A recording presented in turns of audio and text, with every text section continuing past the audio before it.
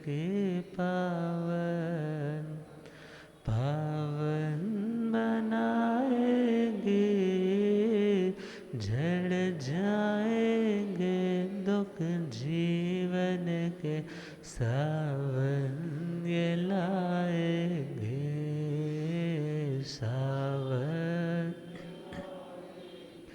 प्रभु वीर की पावन कथा, महावीर की पावन पावन बनाएंगे, झड़ जाएंगे दुख जीवन के सावन ये लाएंगे सावन। चमरेंद्र डरा और भागा सीधा, वीर प्रभु चरणन, वीर प्रभु चरणन, वीर प्रभु चरणन। चरण जुगल के बीच छुपा, रक्षा करो भगवन, रक्षा करो भगवन, रक्षा। शकरेंद्र लगा जब पता, खिन्नता बढ़ती जाएगी, प्रभु वीर की पावन कथा पावन बनाएंगे पावन। अनंत अनंत शांति के निकेतन शासनपति श्रमण भगवान महावीर स्वामी के पावन चरण अरविंदों में हार्दिक भावना वंदन नमन। मेरे अंधेरे जीवन को रोशनी प्रदान करने वाले परम उपकारी आगम ज्ञान के भंडार आगम ज्ञाता आगम पुरुष, जिन शास्त्ररतन हिमाचल के श्री उपाध्याय भगवंत श्रद्धे गुरुदेव श्री जितेंद्र मुनि जी महाराज साहब के पावन चरण कमलों में हार्दिक भावना वंदन नमन।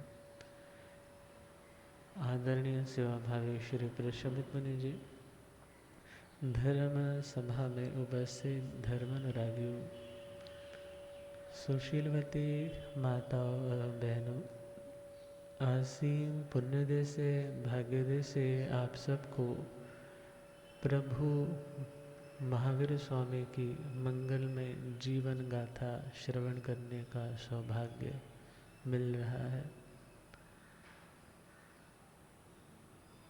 चमरेंद्र का उत्पात, उत्पात मतलब नीचे से ऊपर की ओर गमन करना, क्योंकि असुर कुमारों के जो भवन है वो रतन प्रभा से इस छत से धरती से नीचे आते, और वो असुरेंद्र बलिचंचा राजधानी का चमरेंद्र, जिसे शकरेंद्र की रिद्धि देख करके जलन होने लग जाती। अब ईर्ष्या के मारे जलन है, और जैसे जलन अपने साथियों को बताया कि मैं इसे रिद्धि से भ्रष्ट करना चाहता हूँ, तो उसके जो सम्मानित सेम कैटेगरी सेम लेवल के जो देवता है उन्होंने मना किया कि तुम ठीक नहीं कर रहे, क्योंकि उसकी साधना ज़्यादा रही होगी, उसका प्लेटफॉर्म ऊंचा है, उसकी शक्ति भी ज़्यादा है। मगर जब कभी अभिमान व्यक्ति का उत्कट हो जाता है, बढ़ जाता है, और जिस व्यक्ति को अपने क्रोध के आवेश पे नियंत्रण करना नहीं आता, फिर वो व्यक्ति अपने से भी ज़्यादा बड़े पावरफुल व्यक्ति के साथ भी पंगा ले बैठता है, और फिर उसके बाद उससे पश्चाताप के अलावा कुछ और करने को बाकी नहीं रहता। और उसने सोचा कि मैं वहाँ तक कैसे जा सकता हूँ, तो श्रमण भगवान महावीर स्वामी जो सुनसुमारपुर में अशोक वृक्ष की छाया के नीचे खड़े होकर के भिक्षु की 12वीं प्रतिमा की साधना कर रहे थे। उनके श्री चरणों में आकर के वंदन किया, अपनी भावना प्रकट की और प्रभु का शरणा लेकर के बहुत विकराल रौद्र रूप बना करके वो कहाँ पर पहुँच गया? स्वधर्मेंद्र की उस सभा में। और जाकर के उस दहलीज पर उसने अपना पांव रखा और अपने परिघ रतन से उसने उस इंद्र कील को जोर जोर से पीटा और चिल्लाने लगा कि कहाँ है शक्रेंद्र, कहाँ है उसके समानिक देव? मैं देखता हूँ आज मैं सबका हनन कर दूंगा, सबको मार डालूंगा और जितनी अप्सराएं हैं उन सबको अपना गुलाम बना लूँगा। जैसे ही शक्रेंद्र ने ये ध्वनियाँ सुनी कि कौन है जो महलों में आकर चुनौती दे रहा है, एकदम क्रोध जागृत हुआ और उस आवेश में उन्होंने अपना वज्र जो शस्त्र है, जो देवाधिष्ठित है, जो हजारों बिजली की तरह अग्नि ज्वालाएं छोड़ रहा है, उस चमरेंद्र के ऊपर फेंक दिया। और चमरेंद्र जिसका सर नीचे है, अब पैर ऊपर है, वो बड़ी तीव्र गति से भागता है कि कहीं मेरे ऊपर ये अटैक ना हो जाए। आज की लैंग्वेज में देखें तो जो रॉकेट है, मिसाइल से आग कितनी, उसमें भी पहले स्टार्टिंग में जब आते हैं तो अग्नि भी दिखती है और उनकी स्पीड भी कितनी तेज होती है, मगर यह तो देवाधिष्ठित है, इसकी तो स्पीड बहुत ही ज़्यादा है। और जैसे ही उसका पीछा करते करते वो वज्र रतन बढ़ रहा है और इधर शक्रेंद्र महाराज एकदम गहरी सोच में डूब गए। ये अनंत काल के बाद ऐसा कुछ घटित होता है कि ये थोड़ी सी रिद्धि का मालिक मुझ रिद्धिशाली को चुनौती देने के लिए मेरे ही साम्राज्य में आज घुस कर के आ गए। ये किसकी शरण लेकर के, किसकी कृपा लेकर के, कौन इसकी बैक पर था जो ये यहाँ तक पहुँचा? तो उसने अवधि का उपयोग लगाया तो क्या देखा, ये किनका शरणा लेकर के आया है? श्रमण भगवान महावीर स्वामी, जो अभी तप में साधना में तल्लीन हो चुके हैं। और जैसे ही दृष्टि गई और इधर वो चमरेंद्र जाकर के छोटा सा रूप बना कर के भगवान के चरण युगल के बीच में जाकर छिप जाता है और घबराया हुआ कहता है, भयवं शरणं भगवान, हे प्रभु आपकी ही अब शरण है, आपकी ही प्रोटेक्शन है, वरना मैं मारा जाऊंगा। और जैसे ही शक्रेंद्र महाराज ने देखा तो शक्रेंद्र महाराज तो खुद व्यथित हो गए, उनको एकदम गहरा धक्का लगा। अरे मैंने जो शस्त्र फेंका है और वो निकम्मा निकृष्ट जाकर के भगवान के ही चरणों में बैठा है, तो यदि ये प्रभु को लग गया तो कहीं कुछ अनहोनी घटना ना हो जाए। और वो पश्चाताप करते हुए क्या कहते, मारा गया गलती हुए प्रभु को ना हो संताप, प्रभु को ना हो संताप, प्रभु को ना। उत्कृष्ट गति से भागा नीचे, ना हो जाए पाप, ना हो जाए पाप, ना हो। अंगुल चार के अंतर से, अंगुल चार के अंतर से विपदा टल जाएगी, प्रभु वीर की पावन कथा पावन बनाएगी, पावन। तीन बार निज पाँव को वो धरती पे ठोके, वो धरती कौन? शक्रेंद्र महाराज। क्योंकि जैसे ही उन्होंने देखा, अरे ये तो बहुत बड़ा अनर्थ हो जाएगा, ये तो प्रभु के चरणों में जाकर के छिपा है और ये वज्र कहीं प्रभु को लग गया तो सब कुछ गलत हो जाएगा। और वो बड़ी तीव्र गति से, बड़ी ही तेज गति से नीचे की ओर भागता है कि मैं जल्दी जाकर के उस वज्र रतन को पकड़ लूं। और भगवान फरमाते हैं सिर्फ 4 अंगुल का अंतर था। गौतम स्वामी जी को बता रहे थे ना कि मात्र 4 अंगुल का अंतर था कि जब शक्रेंद्र महाराज ने तीव्र गति से आकर के उस वज्र को पकड़ लिया और जैसे ही पकड़ा मेरे केशाग्र हिलने लग पड़े, अर्थात मेरे ऊपर के जो बाल थे एकदम से जब हवा से कोई चीज़ रुकती है तो, और उधर वो चुपचाप सहमा हुआ, आश्वस्त, निश्चिंत हुआ बैठा हुआ है। कौन? चमरेंद्र। शुक्रेंद्र महाराज ने एक और खड़े होकर के, गुस्सा बहुत है, आवेश बहुत आ रहा है कि मेरे हाथों से मारा जाता, प्रभु के कारण बच गया, मगर इस निकृष्ट ने सहारा लिया भी तो किसका?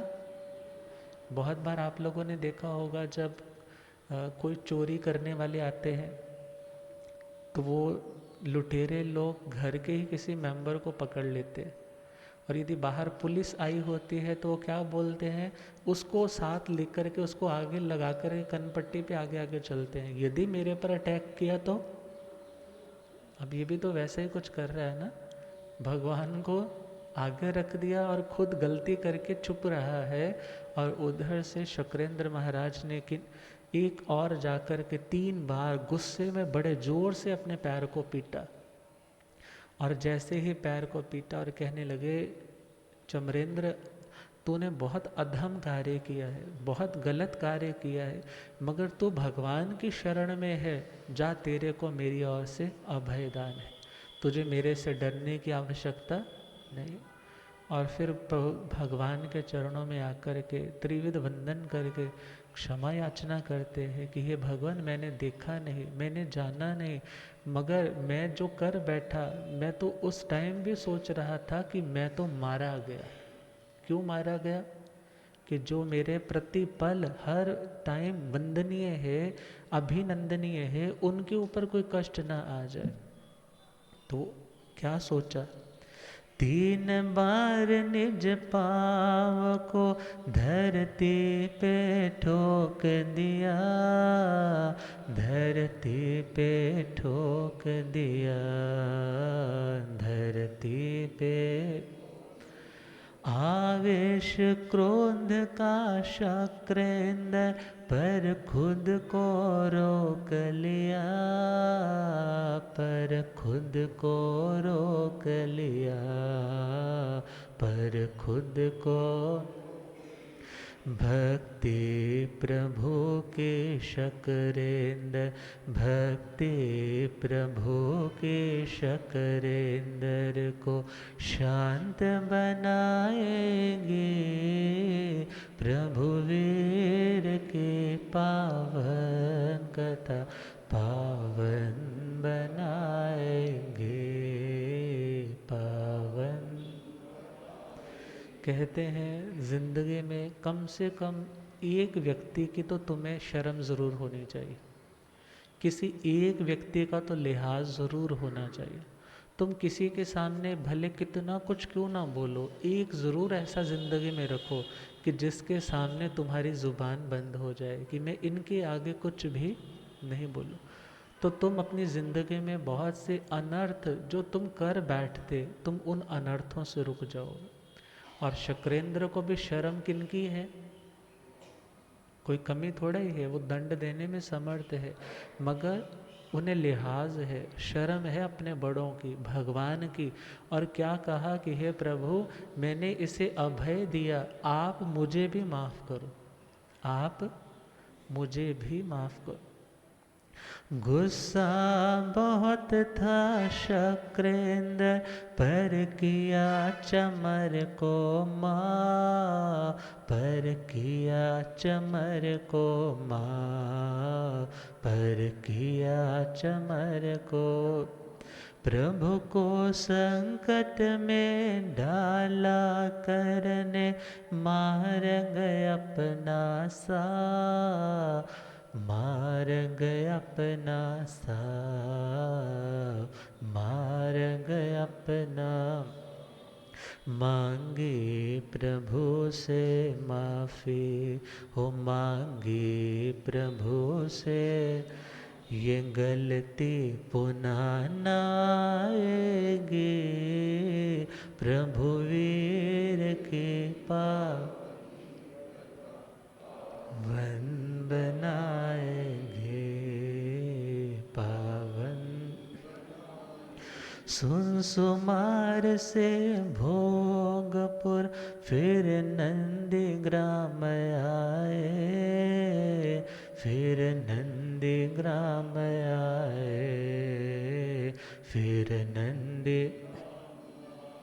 मेढ़िया ग्राम में ग्वाले का एक और कष्ट आए, एक और कष्ट आए, एक और।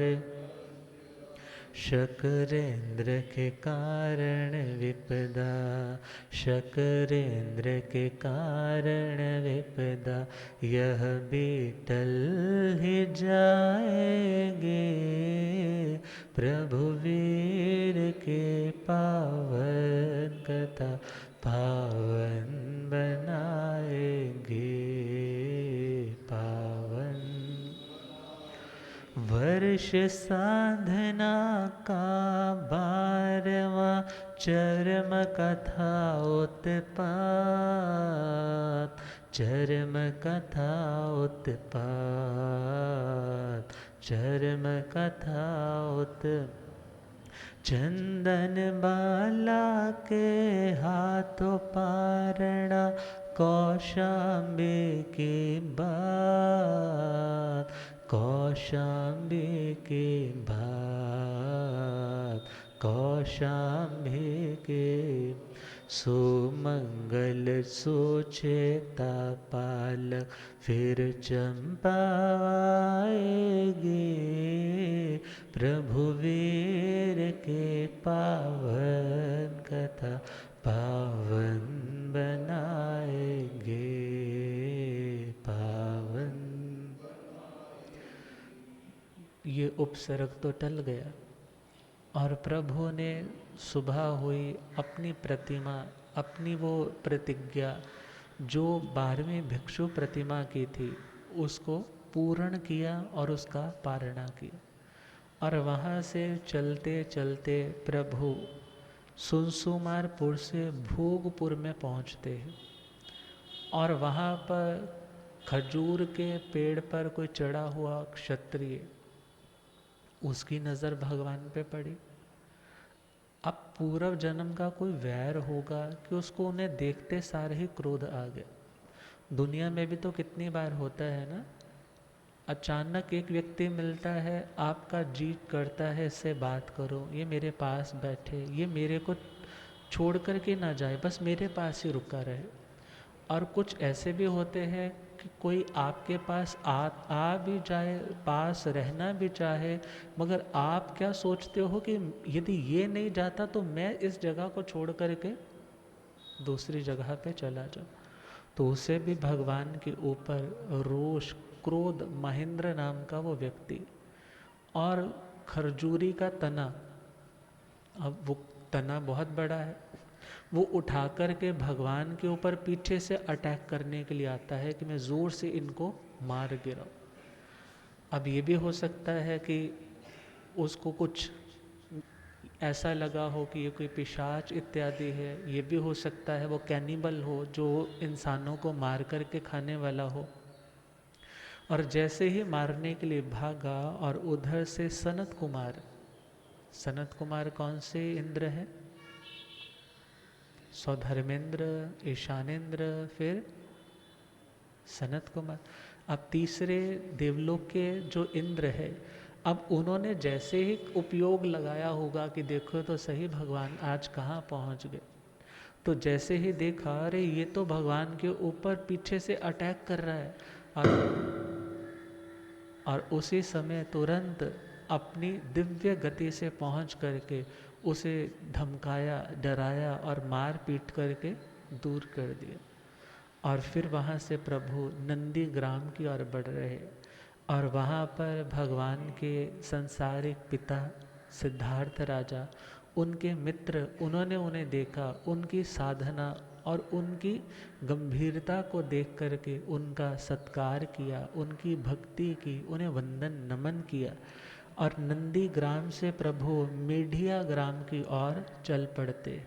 और उस मीडिया ग्राम में एक गवाला जो सेम स्टार्टिंग में उपसर्ग आया था कि वो बोलता है कि मेरे इन बैलों को देखो, मगर भगवान अपनी साधना में, अपनी ध्यान साधना में मगन रहे।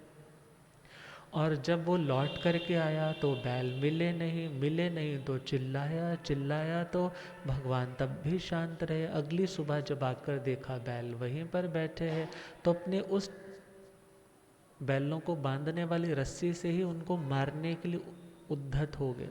जैसे ही मारने लगा तो सेम वही स्टोरी है, शक्रेंद्र महाराज आकर के उसे रोकते हैं, उसे समझाते हैं, वो क्षमा याचना करता है। अब इसके बाद की जो स्टोरी है बड़ी ही प्रेरणादायक भी है और ऐतिहासिक पृष्ठभूमियों के साथ जुड़ी हुई है और एक नारी को किस तरह से समाज में प्रभु ने उत्तम प्लेटफॉर्म प्रदान किया कि स्त्री भी मुक्त हो सकती है, स्त्री भी दीक्षा ले सकती है, स्त्री भी साधना कर सकती है। ये उस टाइम की बातें हैं जब स्त्री को बाज़ारों में सब्जियों की तरह, पशुओं की तरह भी बेच दिया जाता था। और वो घटना है राजकुमारी से बनी हुई दासी राजकुमारी चंदनबाला वसुमती। और कहाँ वो राजा दधिवाहन और कहाँ वो धारणी माता, कहाँ वो चंपा की नगरी और वहाँ की वो राजकुमारी, और कहाँ बिकते बिकते बाज़ारों में, और कैसे वो रथिक के पास आती है, कैसे रथिक से धन्ना सार्थवा के घर आती है, कैसे मूला सेठानी के कष्ट आते हैं, कैसे उसे एक भूमि गृह में बंद कर दिया जाता है, उस भूमि गृह से धन्ना कैसे छुड़ाते हैं, कैसे वो उड़द के बांकुले से प्रभु का पारणा करवाती है। ये सारी कथा हमारे इस चतुर्वेद संघ की, इस तीर्थ की, जो महासतियों की प्रथम प्रवर्तनी साध्वी है, सबसे प्रमुख साध्वी है, 36,000 साध्वियों की जो प्रमुखा है, उन भगवती महाआर्या श्री चंदन बालाजी की जीवन कथा अब स्टार्ट होने जा रही। प्रभु वीर के पावन कथा, प्रभु वीर के पावन बनाएंगे, झड़ जाएंगे दुख जीवन के, सावन ये लाएंगे सावन। चलते चलते कौशाम्भी में आए थे श्री भगवान, आए थे श्री भगवान, आए थे श्री भगवान। पौषवदी एकम को अभिग्रह धारा एक महान, धारा एक महान धारा। चंपा के राजकुमारे हो, चंपा के राजकुमार, वसुमती लाभ कमाएंगे, प्रभु वीर के पावन कथा पावन बनाएंगे, पावन। द्रव्य क्षेत्र और काल भाव से भीषण व्रत धारा, भीषण व्रत धारा, भीषण। मंत्री सुगुप्त की पत्नी नंदा, धर्म जिसे प्यारा, धर्म जिसे प्यारा, धर्म प्रभु आते खाली जाते हो, प्रभु आते खाली बात पीड़ा पहुँचाएंगे, प्रभु वीर के पावन कथा पावन बनाएंगे, पावन प्रभु वीर के पावन कथा महावीर के पावन पावन बनाएंगे, झड़ जाएंगे दुख जीवन के सावन ये लाएंगे, सावन। प्रभु चलते चलते कौशाम्भी नगरी में पहुंच जाते, और वो कौशाम्भी नगरी जहाँ का महाराज, जहाँ का अधिपति महाराज शतानीक है, और शतानीक जिनकी पत्नी मृगावती है, और भरपूर उनके साम्राज्य में दास प्रथा है। बड़े बड़े घरों के बच्चे जो कभी किडनैप्ड हो जाते हैं या चुरा लिए जाते हैं या किसी मुश्किल में फंसे होते हैं और उन्हें उनके घर वाले बेच देते हैं, और वो बच्चे, वो सुंदर सुंदर कन्याएं जिन्हें दास दासी के रूप में लोगों के घरों में गुलामों की ज़िंदगी भी जीनी पड़ती, जहाँ पर सुंदर सुंदर भव्य घरों की कन्याएं वेश्यालयों में जाकर के वेश्यावृत्ति करने को मजबूर हो जाती। ऐसी दुखदायी वो स्थिति, और उस स्थिति में प्रभु महावीर स्वामी, जिन्हें सम्यज्ञ कहा जाता है, जो समय को जानते हैं कि किस समय कौन सी क्रिया करनी ज़रूरी है, और ऐसी स्थिति में जब चंदन बाला दासी के रूप में धन्ना सार्थवाह के घर में है, तो प्रभु ने उस समय सिर्फ एक चंदन बाला नहीं, पता नहीं घर घर में कितनी चंदन बाला है, ऐसे यातनाओं की शिकार हो रही होंगी। तो प्रभु ने आज एक कठोर अभिग्रह, एक कठोर प्रतिज्ञा को धारण किया। कौन सा अभिग्रह? द्रव्य, क्षेत्र, काल, भाव को ध्यान में रखते हुए प्रभु ने एक नियम, एक अभिग्रह, एक प्रतिज्ञा धारण की कि यदि ये सब टर्म्स एंड कंडीशंस मेरे को दिखेंगी तो मैं पारणा करूँगा, अदरवाइज मैं भोजन, मैं आहार पानी ग्रहण नहीं करूँगा। और वह दिन आ गया जब प्रभु ने नियम किया कि उड़द के बांकुले हो, द्रव्य की दृष्टि से उड़द के बांकुले हो, और जो सूप वो चने वाला सूप नहीं, सूप जो छाछ है उसके एक किनारे पे उड़द के बांकुले रखे हो, और क्षेत्र की दृष्टि से जो दानदाता हो वो दहलीज के बीच में हो, मतलब एक पैर उसका दहलीज के अंदर हो और एक पैर दहलीज के बाहर हो, और तीसरा भिक्षा का समय निकल गया हो, भिक्षा का समय निकल गया हो, और भावों की दृष्टि से मीन्स उस दान देने वाले की क्या स्थिति होनी चाहिए। पहला पॉइंट, वो कोई राजकुमारी हो और बाज़ारों में बिक कर के दासी बन कर के रह रही हो, हाथों में हथकड़ियाँ हो, पैरों में बेड़ियाँ हो, और सिर उसका मुंडा दिया गया हो, और जिसके आँखों से आंसुओं की धारा झरझर बह रही हो, तेले के साथ में तपस्या हो। आवश्यक निरुक्तिकार ने तो कहा है कि जिसने कुछ खाया पिया ना हो, अर्थात इस कंडीशन में यदि कोई मिलेगा और वो अपनी ओर से कुछ देने की इच्छा करेगा तो मैं पारणा करूँगा, अन्यथा मैं पारणा नहीं करूँ। देखा जाए तो प्रभु का ये अभिग्रह उन दास दासियों के प्रति कितनी अनुकंपा लिए हुए, प्रभु दूसरों को मुक्त करवाने के लिए खुद कष्ट झेलने के लिए तैयार हो रहे। और प्रभु ने वो अभिग्रह धारा है। और प्रभु घर घर में गोचरी को भिक्षाचरी का वक्त होता तो आते, मगर कौशाम्बी नगरी में एक ही चर्चा होती कि वो आते तो है मगर लेकर के कुछ नहीं जाते। और उस कौशाम्बी नगरी का मंत्री जिसका नाम है सुगुप्त, क्या नाम है? सुगुप्त, और उनकी पत्नी जिसका नंदा श्राविका नाम है, जिसको जिन धर्म के प्रति आस्था है, भावना है कि संत मेरे घर से खाली न जाए।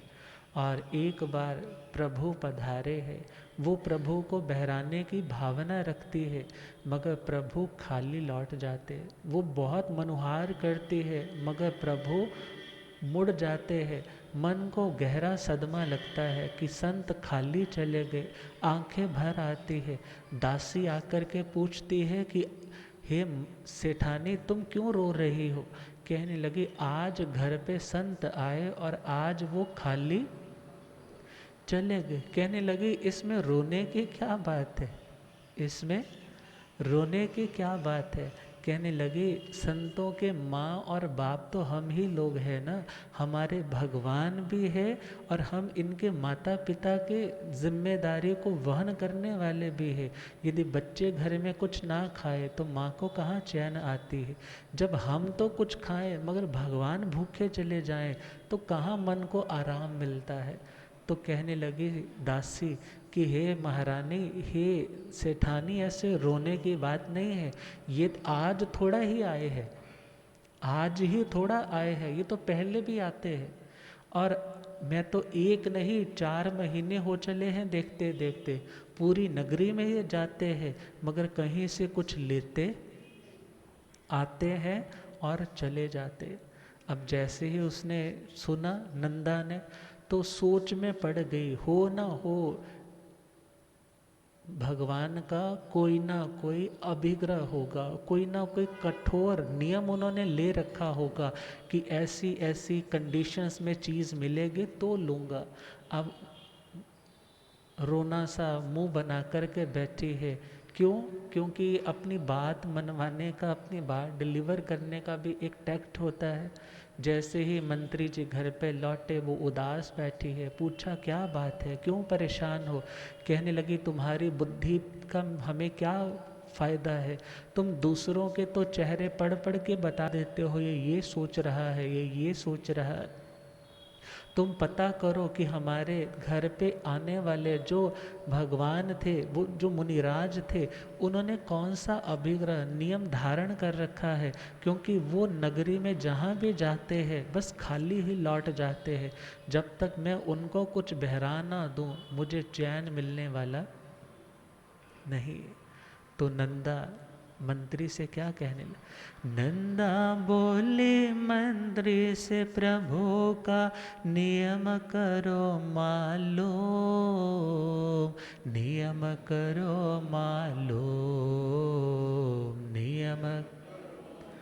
संत आपके घर जब आते हैं नहीं लेकर के कुछ जाए तो फिर क्या होते हैं? नहीं, तेरे को पता है कि महाराज जी का कोई नियम तो नहीं है, मेरे तो ये भी नहीं लेके गए, ये भी नहीं लेकर गए। अब वो भी किसको बोल रही है? अपने पति देव से कि आपके पास तो कई साधन है, आप तो लोगों की ड्यूटी लगा सकते हो, श्रमणोपासकों को मैसेज दे सकते हो कि तुम ही बता दो भाई भगवान ने कौन सा अभिग्रह किया हो सकता है। नंदा बोले मंत्री से, प्रभु का नियम करो मालो, नियम करो मालो, नियम करो। बहरा कर उनको भोजन पाने मन जाएगा झूम, मन जाएगा झूम, मन जाएगा। द्वारपालिका मृगावती को द्वारपालिका, अरे विजया कर मृगावती को आन बताएंगे, प्रभु वीर के पावन कथा पावन बनाएंगे।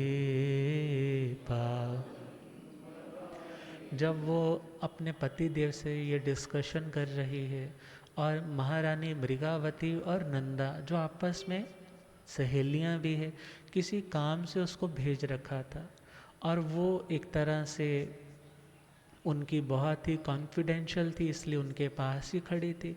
जब पास खड़ी थी तो उन दोनों की बात को उसने भी सुना और आकर के महारानी मृगावती को सारी बात बता दी कि वैसे ऐसे ऐसे भगवान कोई आते हैं, कुछ लेकर के नहीं जाते। और नंदा सेठानी बहुत परेशान थी और मैंने वो बात सुनी, मैंने सोचा मैं आपको भी बता दूं। और जैसे ही मृगावती ने सुना तो उसको भी बहुत दुख लगा कि इतनी बड़ी कौशाम्बी नगरी है, इतना समृद्ध ये नगर है कि क्या भगवान जिस घर में जाते हैं उन्हें कुछ भी नहीं मिलता। यदि उनका कोई कठोर अभिग्रह है तो वो उसे भी तो मालूम करना चाहिए। और वो अपने पति देव को ये सारी बात एक रोष के स्वर में कहती है कि क्या फ़ायदा है तुम्हारा राजा बनने का, वैसे तो प्रजा पालक कहलाते हो, मगर तुम्हारी ही नगरी में संत इतने दिनों से भूखे प्यासे घूम रहे हैं, क्या तुम्हें कोई उनका फ़र्क नहीं पड़ता। और जैसे ही घर पर आए तो क्या कहने लगे, मृगावती भी शतानिक महाराज को कहते, महाराज को कहते, महाराज प्रभु भूखे रहे हम खाए, ना ये बात मैं सहते, ना ये बात मैं सहते, ना ये बात। तथ्यवादी से पूछा, अरे तथ्यवादी से पूछा, उसको सूझना आएगी, प्रभु वीर के पावन कथा पावन बनाएंगे, पावन। तो उस महारानी मृगावती ने राजा को सारी बात बताई और कहने लगी, जी आपके पास तो बहुत से सोर्स है, आप तो पता करके बताओ कि भगवान ने ऐसा कौन सा अभिग्रह कर रखा। हो रब मेरा सतगुरु बन के आया,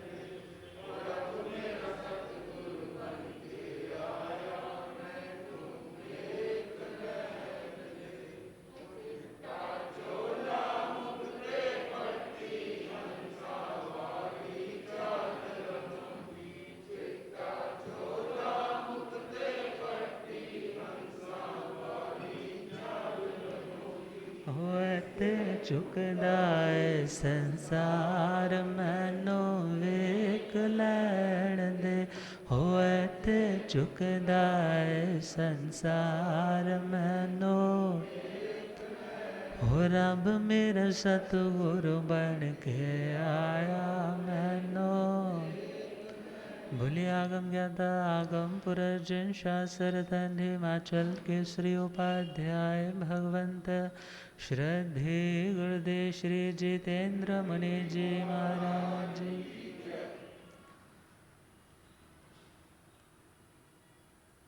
स्त्रियां अपनी बात मनवाने के लिए जिद तो करती है, मगर कुछ बातें जायज़ होती है और कुछ बातें बचपन की तरह व्यक्ति की ज़िद्दी हठी प्रकृति को बताने वाली होती है।